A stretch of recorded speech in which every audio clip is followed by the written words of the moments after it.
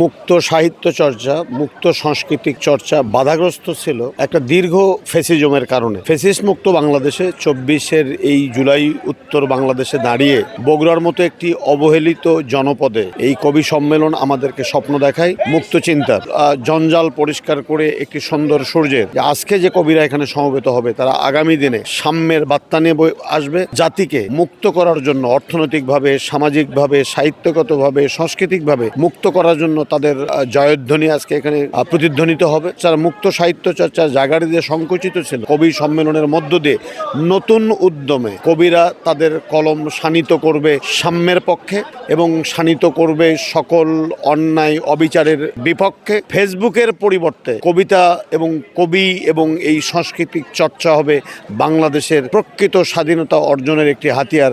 সেই শুভ সূচনা আজকের এই সম্মেলনের মধ্য দিয়ে শুরু হবে বলে আমরা প্রত্যাশা করছি।